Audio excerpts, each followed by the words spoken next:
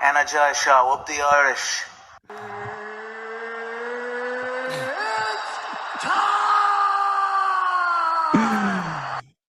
Okay, what's going on, guys? Welcome to a brand new episode of Energized, brought to you by 4 Star Stout and Our Kings Competitions. Ross! Are you intoxicated or something? Introduce the guest, man. The show was after getting a hell of a lot handsomer. Today we are bringing you your favourite fighter. It is BDK. It is Kiefer Crosbie. Kiefer, how are we feeling? All good, boys. All good.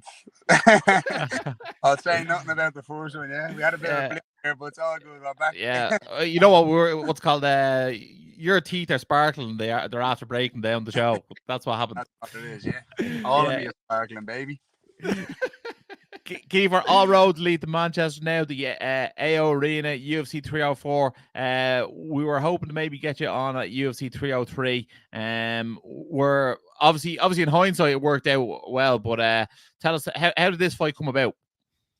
Yeah, well, obviously when I went to Thailand, I was training to be on that 303 card. That was what I was asking for. Do you know what I mean? I got on to my manager straight away, and I said, look, I'd love to be an honour to share the card with Conor, and hopefully I'll open the prelims and he'd close out the show. Because there were so many Irish going to it, do you know what I mean? And in my head, I kind of convinced myself I'm going to be on that card.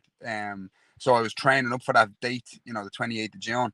And then obviously that didn't happen. And when I was in Thailand, they just said, look, they want you on the Manchester card. So, like, realistically, I've been ready for that fight in June. And then they just gave me an extra, say, 4 or 5 weeks to, you know, keep the preparation going. So it was almost like I'd done a pre-camp and then another camp, do you know what I mean? So I've been ready a long time now. So, yeah, here we are now, 3 weeks out and ready to rock. Yeah, absolutely. And you said you were training in Thailand. It seems to be, you know, every fighter under the sun is out there these days. What makes that banked house place so special? For me, anyways, it was just from my head. Do you know what I mean? I had to go and just fall in love with martial arts again. I kind of got fed up. Do you know what I mean? I went through a bad patch with me head, mental health wise, and I just kind of fucking got fed up training, fed up with all this shit. And my friend, obviously James, lives out there, you know, and he, you know, me and James are like brothers, you know what I mean? And he was just saying to me, look, just trust me, come out here, do a stint, see how you feel, you love it. It's, you know, the training, obviously the lifestyle, everything is great, and it's just one of those places that when you go, it's such a good place for the head, and the people are so great, the coaches are so great, obviously the weather's great, it's all positive. And as soon as I was there like a few days, and I was like, yeah, this is where I need to be. Do you know what I mean? I had no distractions. I was literally like, from, you know, waking up, gym for 2-3 hours, home, nap, back to the gym for 2 hours, back, eat, sleep. And I did that for like a month straight, you know what I mean? And it really brought me on levels. Obviously, physically, I was training really hard, as you've all seen. And then obviously, it really brought me on levels in my head to be like, I fell in love with the game again, really fell in love with it. And the people over there are great. The coaches are just tops, you know what I mean? And everyone's just so welcoming and friendly, and I really enjoyed it, yeah. And I just feel like I really kind of rejigged me mentality, and just made me a better fighter, you know what I mean, a better person. So it was great.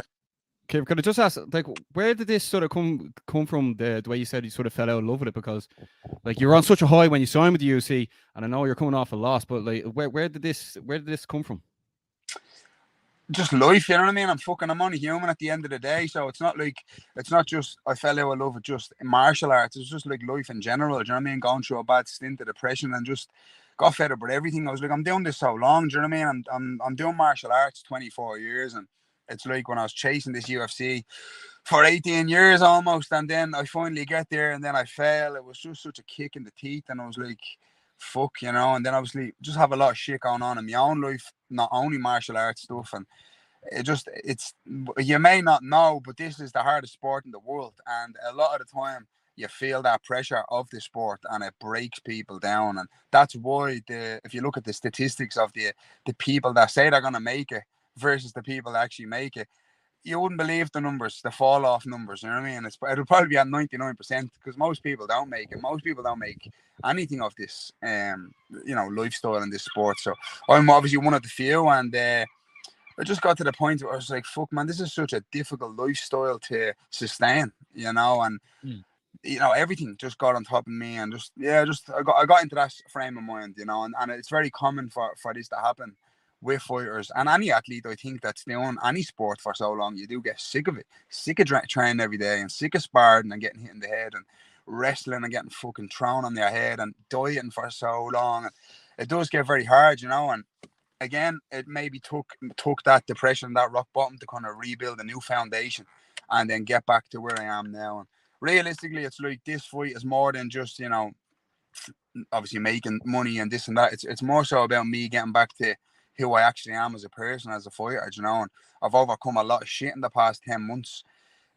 So that's really what this fight is about. It's more so like, you know what I'm saying? The story will be told eventually. Yeah, I always keep my cards close to my chest. I don't get too personal with stuff. And what you see is what you see on Instagram. That's not always real life, you know what I mean? But the story will be told, and everything will be talked about eventually in due time. But right now, it's just obviously all the focus is on making that walk, righting me wrongs, and having an absolute masterclass performance, hopefully. And that's what I'm really training for and planning for. And after I do that, I'll speak about everything else, you know what I mean? Yeah, well, look, we're just glad to see you. Like, you seem to be happy now, and you have something to focus on now with this fight coming at UFC 304. One thing that was probably not possible for the last fight is obviously it was a shorter notice fight. I was on the other side of the world, and obviously you're known for being someone who's sold a lot of tickets, brought a big crowd from anywhere you fought. Do you feel this time out there'll be a lot of Irish flags in the building? There's a few Irish fighters on the card, and do you feel like, and you're also somebody who like feeds off that crowd? Do you feel like that's going to play a massive advantage for you in this fight? Yeah, kind of. Look, obviously, man, if you see my DMs, the amount of people sending me their flights and tickets, it's actually mad. Do you know what I mean? I have a lot of family and a lot of friends, obviously, of my own going, and then there's obviously a lot of people that I've never met. Obviously, there's an amount of Irish that are tagging me and things, and they're going. So I know the crowd is, it's probably going to be on my side, to be honest. You know what I mean? I know he's English and all, but I'm telling you, it's going to be probably a great night in Orange Arena. But yeah, it does definitely. It's humbling. It's great. I love the support. I really do, and I don't take any of my followers or people that support me for granted. But at the same time, like, there's two people in that cage, and the only person that really matters is him in front of me, and he's my main focus. I don't really care that much about the outside of the cage thing until after. Then I'll embrace it all. But I have a job to do. Do you know what I mean? And that's go in and be focused and get me hand raised, and I'll embrace that love after the fight, definitely, and I look forward to that. Do you know what I mean? And but yeah, it's gonna be something special. And obviously, I've had notice for this one, so you're gonna see a different version of me. I'm in better shape today than I was on fight night the last time. Do you know what I mean? So you'll see a better version of me in 3 weeks. Yeah.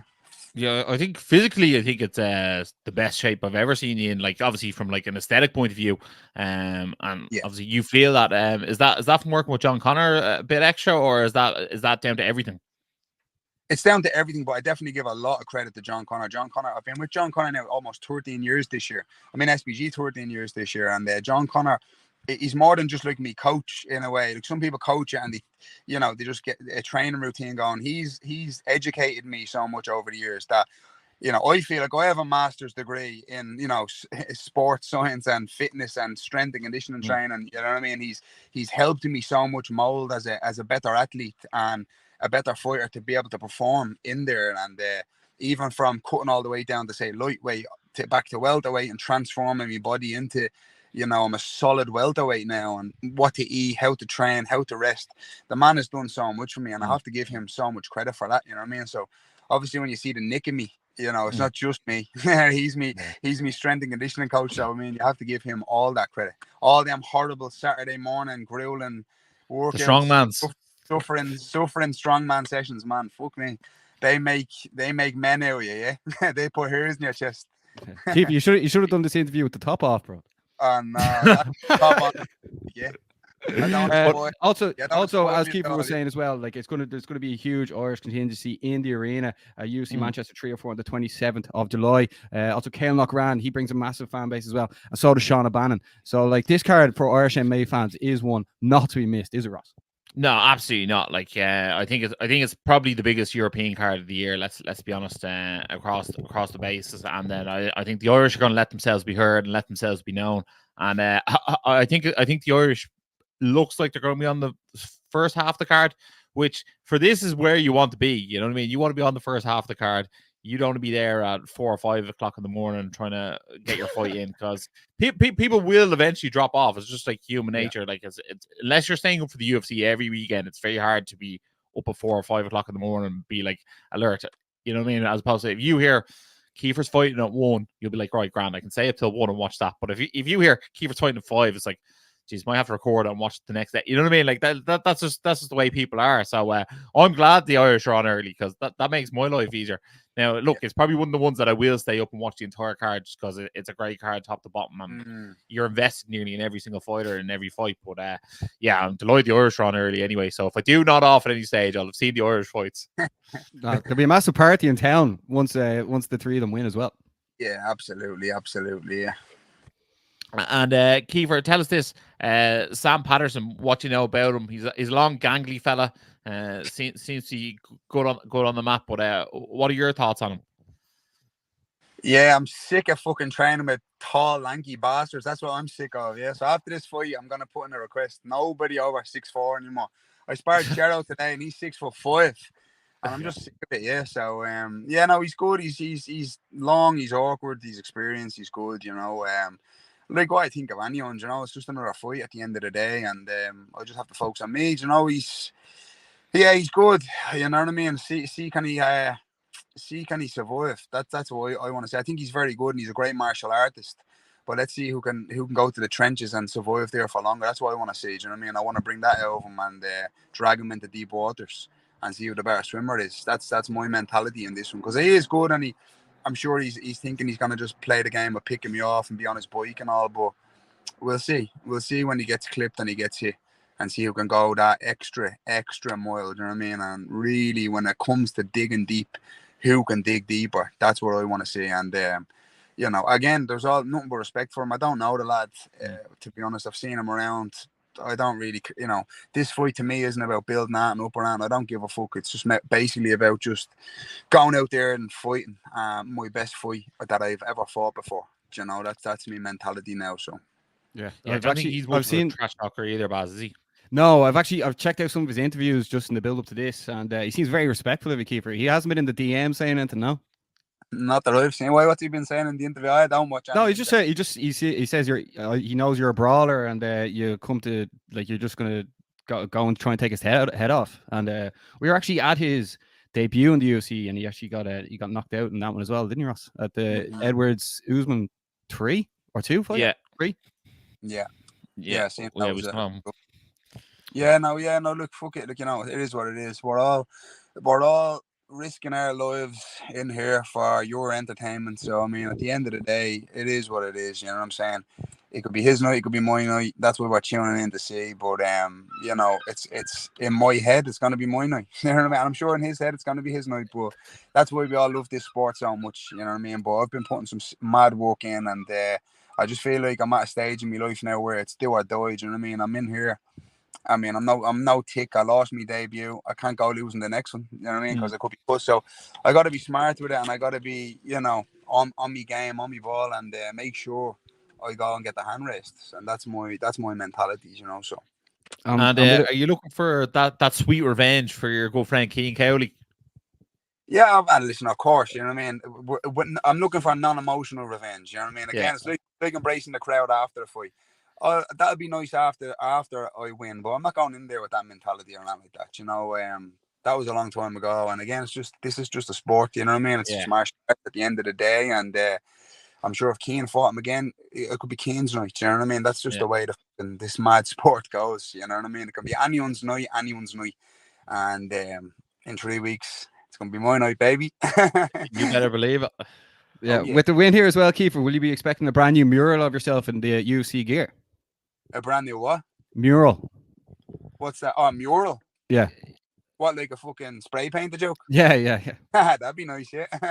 Oh, yeah, Chubb said on that a few years ago. And it's funny, they knocked the bleeding building down, didn't they? I was only there the other day, actually walking do you know the Goose, Gary Rooney's dad, he has a mural down there as well.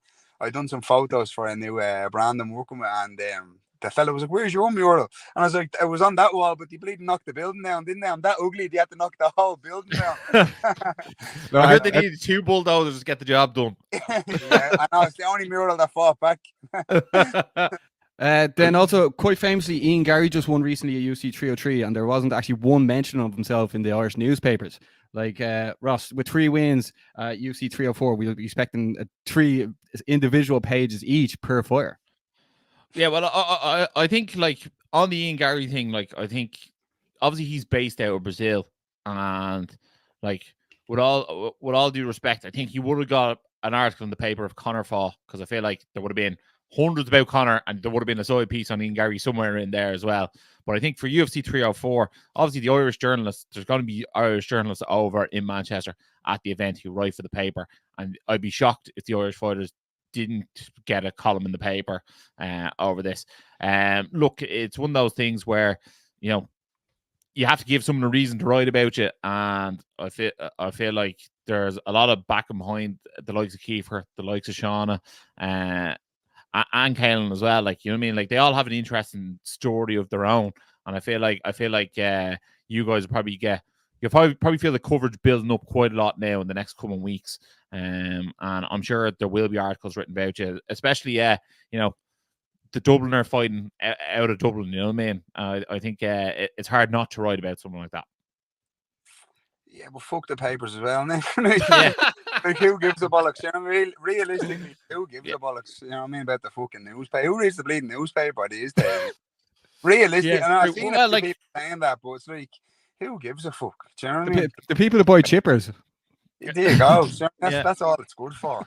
Yeah. Would you rather, Kiefer? Would you rather a mural or a write up in the paper? A bleeding mural, obviously. Newspaper. I couldn't fucking. I've never read a newspaper in my life. I better get that what's called extra white paint for the Delph. But I know. By the way, lads, yeah, don't be thinking these are fake jokes. These are real, yeah. No, yeah, not turkey they are real. yolks. They are real. These are my own jokes. Yeah, but I suppose like if it was me, like I'd rather someone wrote like an online article about me than the newspaper. Yeah, but you know what? Like, the way it is, like, who cares as well? Because I mean, at the end of the day, I said this before. It's like, if you win, you're the best. If you lose, you're shite. Like, they're gonna write what they're gonna write. One day you're gonna be great, and the other day you're gonna be shite. And it's like, I can't keep up. So I just don't really give a shit. If anyone writes out, I don't care if I'm ever in the bleeding newspaper. I'm sure I'll be in the newspaper. I've done something wrong. So if I do something good, don't put me in it. I'm not going to be offended. It's just like, whatever. I don't really care. Do you know what I mean? And even the online thing, it's like, people put too much emphasis on the fucking, you know, social media shit. And it's like, you can get caught up into that as well. At the end of the day, this is martial arts and this is a sport. And the most important part about the sport is getting your hand raised and going home to your family healthy and okay. Do you know what I mean? It's like, if you want to write a bleeding article, go ahead. If you don't, you don't give a shit. I just don't care. Do you know what I mean? It's like, I'd never ever focus on that. Yeah. Do you know what I mean?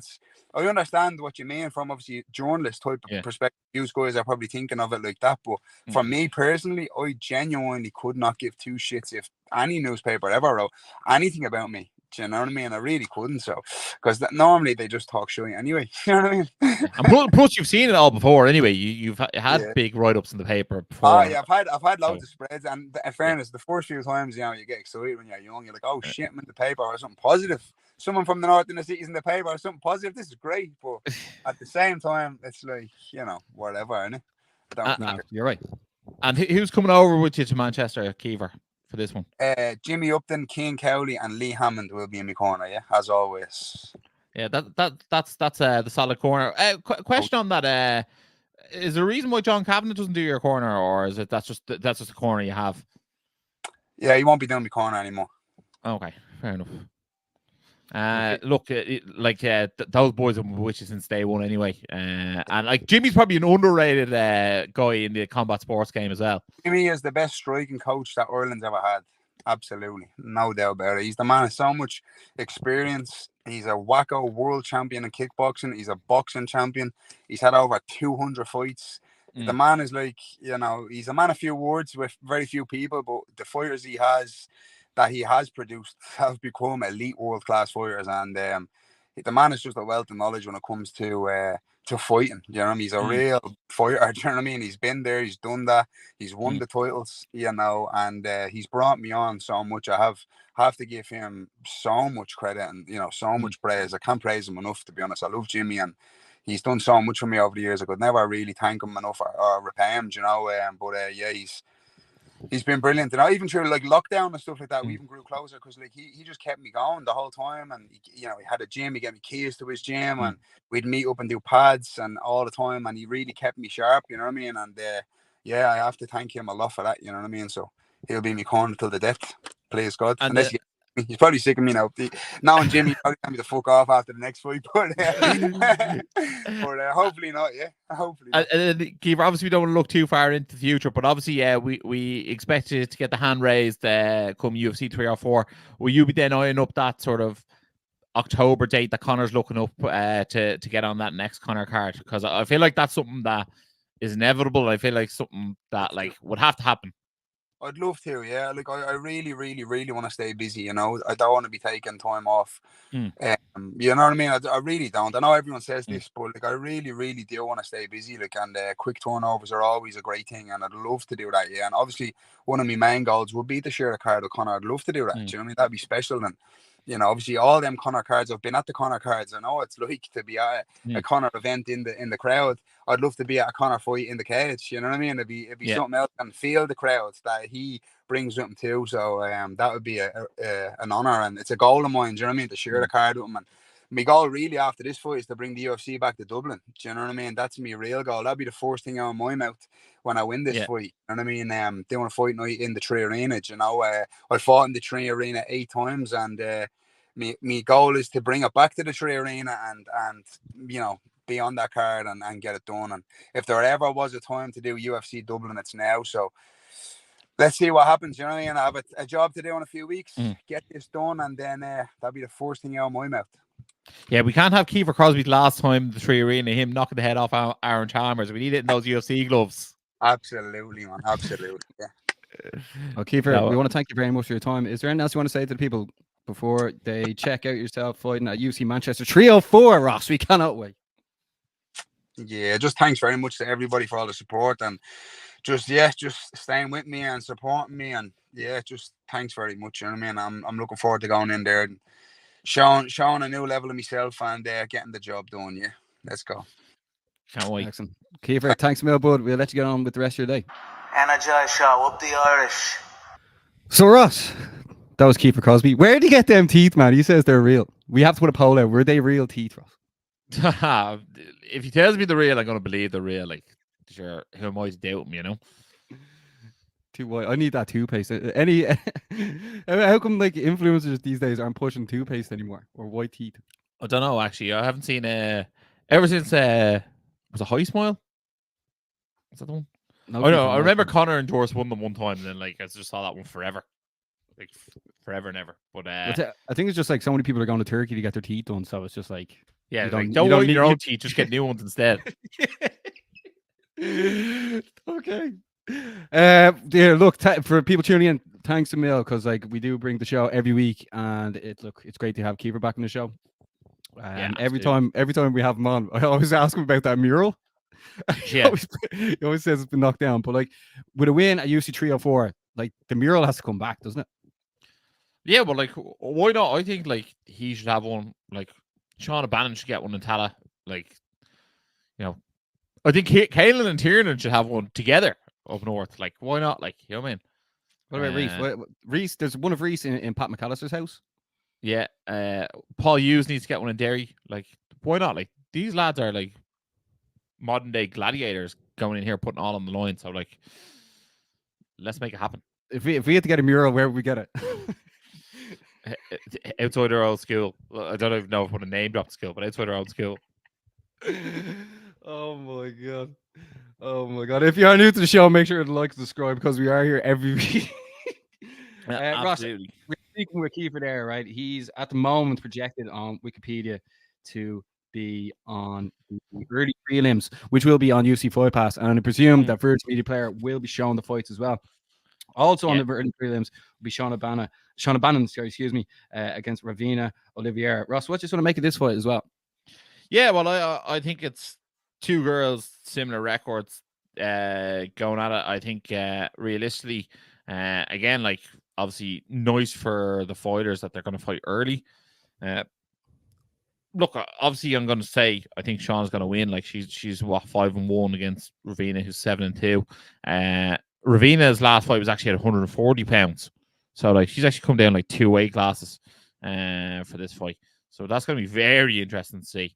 So the weight cut could be very harsh now, which could go in Shauna's favor. Now the only other thing is that maybe she might have a bit of size wise, even though they're the same height. But like you know yourself, height doesn't actually really mean a lot in terms of mass. So it'll be interesting to see. But look, I'm looking forward to Shauna going in there and getting her hand raised this time. I think she has all the talent in the world, and I think as a martial artist, she's still growing. Like you know what I mean, she's only 6 pro fights into her career. A lot of people wouldn't be touching the UFC at that stage, but look, she's a special talent, so I can't wait to see her back out there.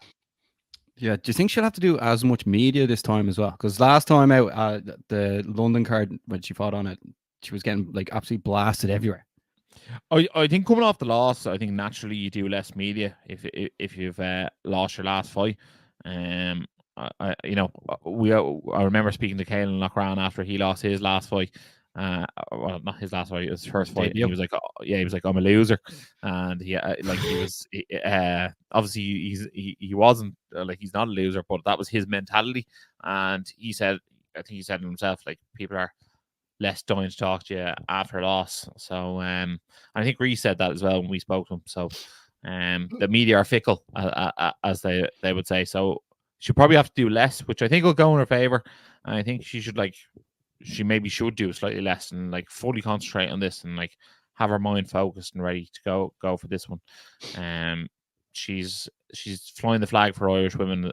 So hopefully she goes in there and gives the best account for themselves. That's what you really want for the fighters, to go in and give the best account for themselves, whether they win, lose, or draw. And I'm not saying that about China. Whether they win, lose, or draw, as long as you feel like they went out there and gave a good account of themselves, like that's all they can really do in their power. If they get beaten by someone who's better on the night, so be it. But you want someone to go out there and give a good account of themselves. Yeah, exactly. Yeah, and also you mentioned Ken Loughran. He's going to be fighting Ramon Tavares. That'll be on the prelim card as well, according to Wikipedia. And like Kenan's obviously lost his debut and then won a second fight. So I mean, like the way like Shauna and Kiefer both lost their debuts, they can see that Kenan's there, come back, won, and then move on. I know there's multiple fighters that have done that, but like this card has just got 3 Irish fighters on it, and hopefully they can all get the win. Like that'll be a mad buzz. This is like the closest thing to a UFC Dublin we're gonna have for a while.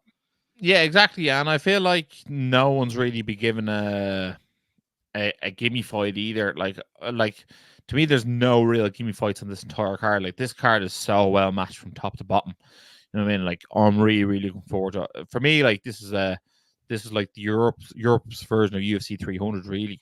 Like this is what UFC fans in the UK and Ireland want to see. Like the likes of your Oban Elliott, the likes of Molly McCann, Paddy Pimblett, Tanya Ward, Arnold Allen, like Makoya versus Manel Cape, like those fellas fought in the UFC PI before, like went at it. So like just bad blood in that one. So like, you know, come the press conference, that one could be one to watch out for. Obviously, Tom Aspinall is looking for redemption after his loss to Curtis Blades when he did his knee in. And then, you know, Leon Edwards rematched against Bilal Muhammad, which the first ended in no contest due to an eye poke. It's going to be interesting to see how Bilal Muhammad is received because, you know, I think it's almost ironic that his nickname is Remembered the Name, because people keep on saying how forgettable he is. And, you know, if he won, like, it would be an absolute disaster for the UFC because he's, you know, not a very remarkable fighter. It'll be very, very interesting to see how that goes down. Obviously, he's a massive supporter of Palestine as well, so it'll be interesting to see, is there much talk about that at the time as well. Not that, like, I love the fights to get overly political, just it's an interesting factor. So, look, UFC 304 has lots of interesting, like, side stories from top to bottom. Also interesting to see on the UFC website that they just have Tom Aspinall listed as champion. They don't have on the card. They don't have, like, a little eye beside it. So, that is very, very interesting. Yeah, I just realized as well with the Euros being on, this is like the closest thing Ireland have to celebrate. Like we're in the Euros. Yeah, exactly. You know what I mean? So Oh it, my god. it is what it is. But look, I'm really looking forward to UFC 304. I think for me, Yeah. it's one of the biggest cards of the year. I can't wait to see it. Yeah, I know I brought up the question to Kiefer about the newspapers writing about the fighters. Now, this is only because PT Carroll put it out, and he was saying you couldn't believe Ian didn't have one single write up. Do you think like it's actually important for the fighters to be mentioned in the Irish newspapers, or do you think PT just more brought that up because it was Ian and he didn't get a write up? I think there's a few different factors to it. Like obviously PT used to write for newspapers, so like he's obviously going to be more prone to read newspapers. I'd be someone who'd read an online article about it. It's definitely interesting to note that not many flagged him, especially considering he has the longest winning streak of any Irish fighter of all time. In the UFC. Yeah, in the UFC. So like look, obviously strange he didn't get a mention in any of the newspapers, I would say, like even like a little side piece article. But again, like I don't work in a newspaper, so I don't know whether there's certain people who cover combat sports are like they on holidays and then other people like don't pick up their slack. You don't know the ins and outs of it really. And like that's just me like spitballing ideas of why there was an article written. But again, also like Ian lives in Brazil. Conor coming off the card probably took, they probably had there was probably ideas to send journalists over to Vegas, and then Conor pulled out. The journalists got pulled, and then once the journalists got pulled, obviously they're probably less chance of them reporting on Ian. So I think he was a victim of circumstance by not getting any write-ups, not necessarily of what he did. And then I suppose maybe if he got like a mad knockout, he would have got a write-up. But the decision win was like for me, like I'm gonna say decisive, as in like I definitely thought it was 2-1 to Ian watching the fight, but I wasn't like blown away. Like bar the rear naked choke at the start of the fight, I don't think he was close to getting the finish. Yeah, I think also in like the media industry, as you like cover the sport more, it's more like, say if you're a musician, if you don't go around to all these radio stations and give them what's that thing I call it? Not a hook, sort of like a one-liner, being like, tune into XXX for the best tunes in the world, something like that. If you don't go in, shake hands and meet the people, they're not really going to push your music. I think sort of in the MMA scene as well, if like you don't come on people's shows, they're not going to promote you as much. Well, that's like some people we promote don't follow us back, and in the Irish MMA scene, but like we're still going to promote them because like I feel like it's our duty to like let the people know that like MMA, especially Irish MMA, which fighters are fighting that week.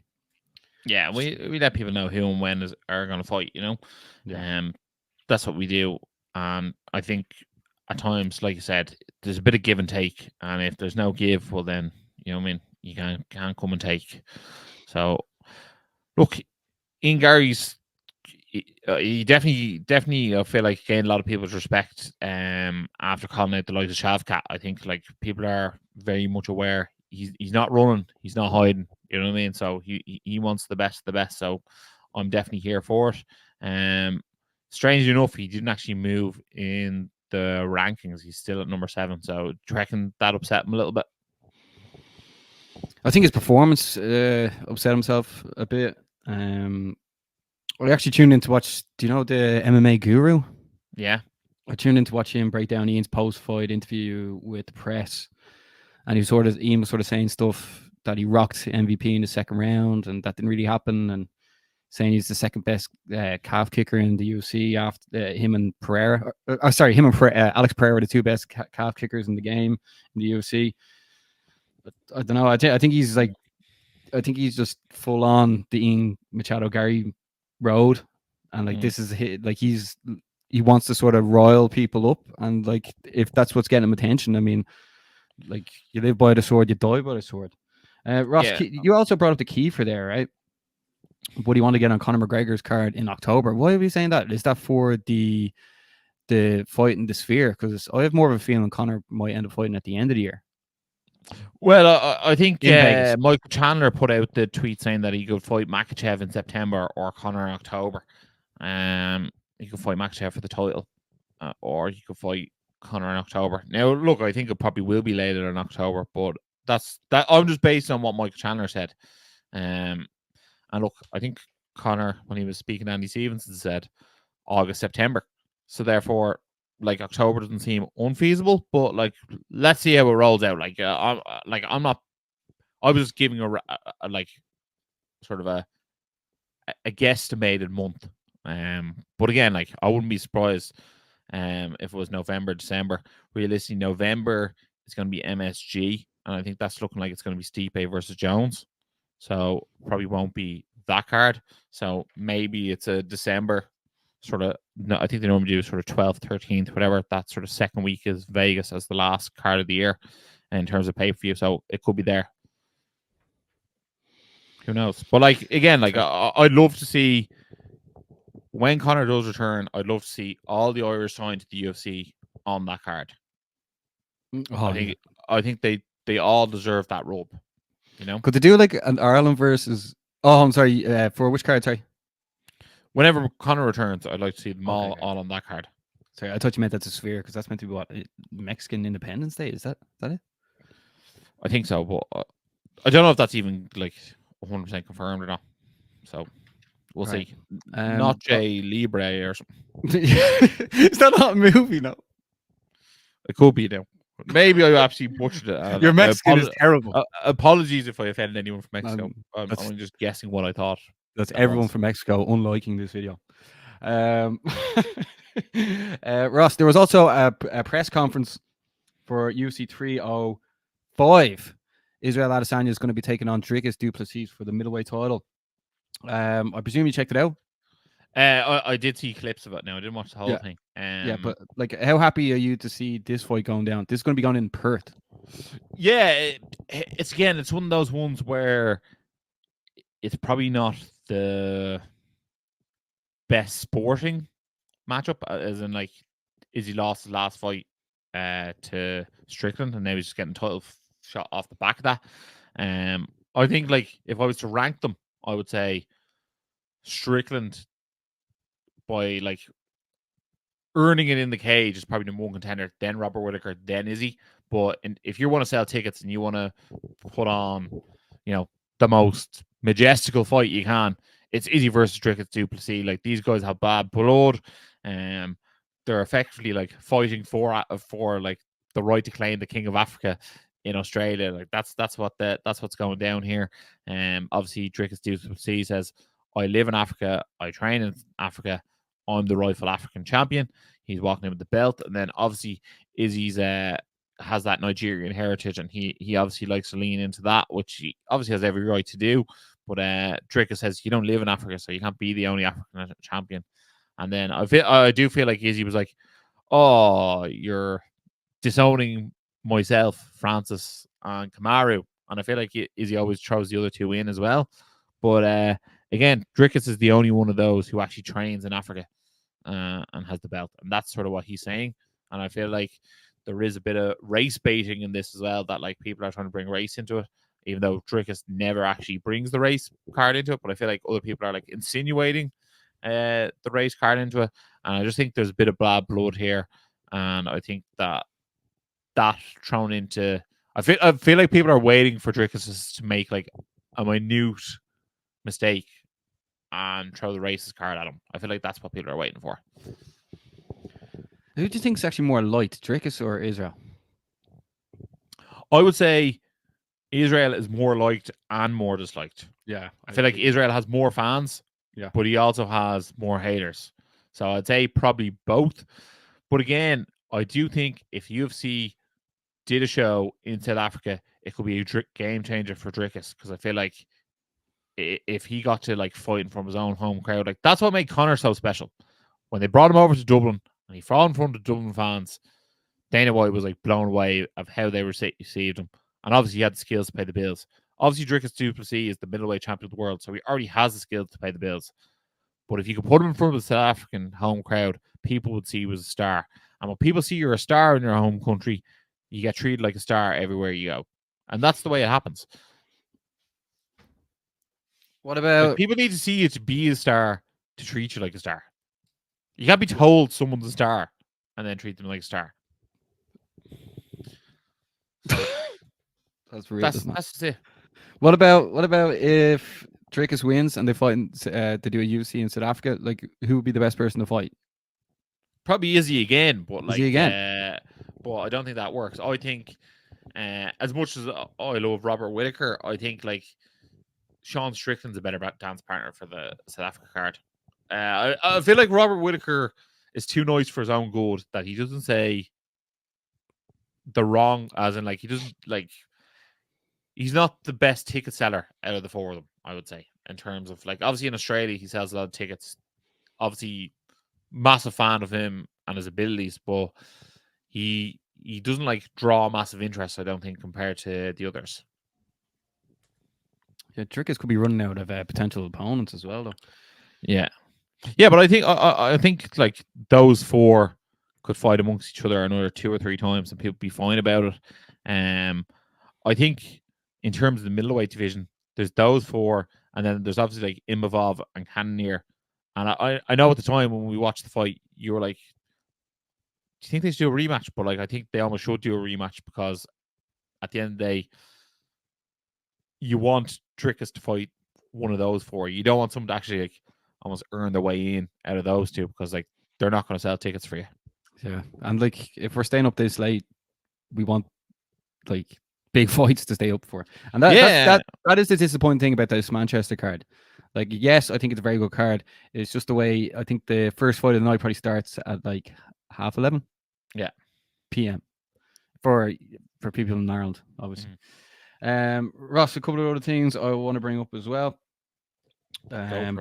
Yeah, next week. Let me get this correct.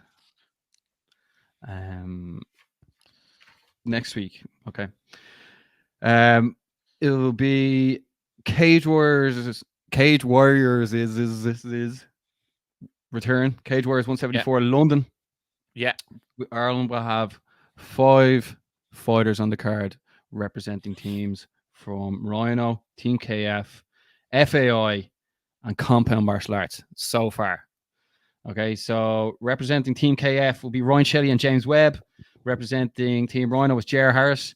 Representing FAI will be Matthew Elliott. Representing Compound Martial Arts is Emer Darcy. Also, shout out to Sinead Newline, who will be fighting the day after on Sunday the 21st. And then the Thursday afterwards, Cage Warriors will be back again. Cage Warriors 175 in Manchester. Adam Shelley from Team KF will be fighting on that card. That is also the same fight week as we said, UFC Manchester 304 and Cage Legacy Dublin, Ross. Cage Legacy Dublin. Decky is promoting that card already. I saw people signing autographs and everything. Yeah, absolutely. Did you have a question on any of them, or you just tell me? No, I'm just letting the people know, because like obviously, but this weekend the UFC is back. We did have a quiet weekend just gone there. Bar Nate Diaz fighting Masvidal. Who are you up for in that fight, Ross? I think Nate Diaz, but like, if Masvidal won, I wouldn't have really cared. I have no real interest in watching 2 MMA people box, to be honest, because I'm like, I feel like you're doing a watered down version of the sport I love. So therefore, like, not mad about it. Apparently, Nate Diaz won like 8 rounds to 2. I didn't even really watch it. Fair play to Nate Diaz. I know we called out Leon Edwards and someone else. I'd like to see, if Nate Diaz is going to come back, I'd like to see him fight in MMA.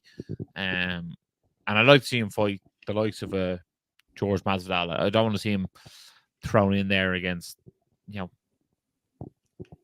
Islam Makhachev, put it that way, I want to see him in there against people of similar age to himself. And look, I'll be interested. Like, Nick Diaz is coming back against Vincente Luque there soon. And like, I feel like that's like no one speaking about it. So look, I'm never going to say no to watching a Diaz bro fighting MMA. In terms of watching him box, after watching box Jake Paul, I was like, this isn't an exciting boxing to watch.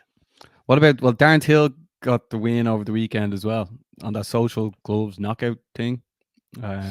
Do you not think him against Nate Diaz could be interesting? Yeah, I think I think those things, and same with Masvidal versus Diaz. The build-up is actually more interesting than the actual fight itself. Watching the press conferences, seeing them have a few barbs back and forth, that's interesting. The actual fight itself, they tend to be lackluster, if you're being honest.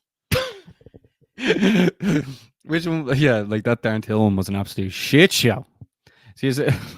But this weekend, Rose Namajunas is taking on Tracy Cortez in the main event of UFC Fight Night in the Ball Arena in Denver, Colorado. High altitude. Yep. Well, look, this is a hometown fight for Rose Namajunas. I expect her to go out there and get the win. She's a former champion, and I think if she does get a win, I wouldn't be surprised to see her sort of going towards that title fight as well. I feel like she's only ever 1 or 2 wins away from being pushed into a title fight.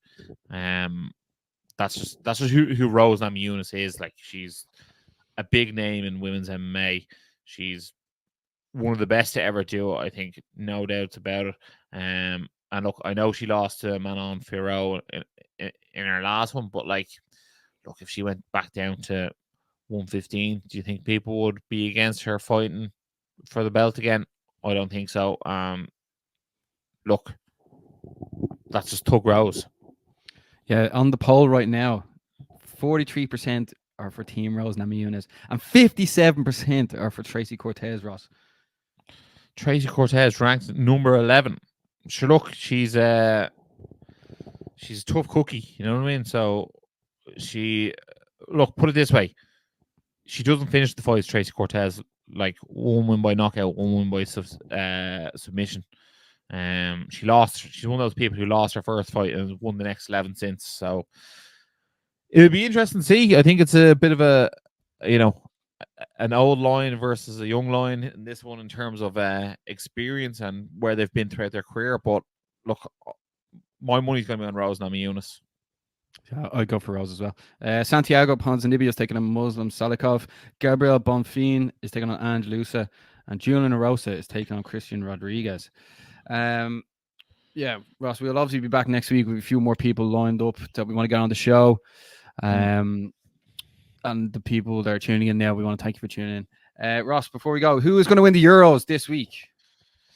I think Spain. I think Spain have been the best team I've watched so far. What is it? Spain versus France and Netherlands versus England? Yeah. You know what? I almost feel bad saying Spain is the best team to watch. I think this has been like one of the lowest quality of football Euros I've seen in a long time. Yeah, it's been. You get that vibe? Yeah, it's been crap. Yeah. I'm gonna say Holland, but just because their fans are the best fans, like jumping around the place. Yeah, like they say, if you ain't Dutch, you ain't much. Exactly. Ross, anything else to say before we wrap things up? No, guys. If you have any feedback for the show, that's absolutely phenomenal. The feedback since we come back is unbelievable. We are going to try and start working with some of the local shows, see if we can make some things work there as well.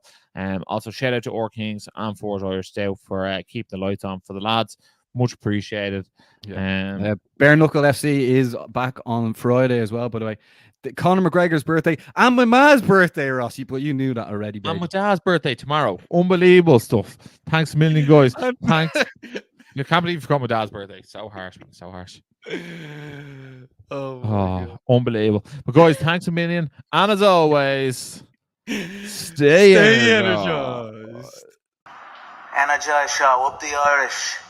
Been sussing you guys a couple of times. I've seen a couple of clips. I think you've done some interviews with Dylan Moran and that I saw. So keep going. Keep up the good work, guys.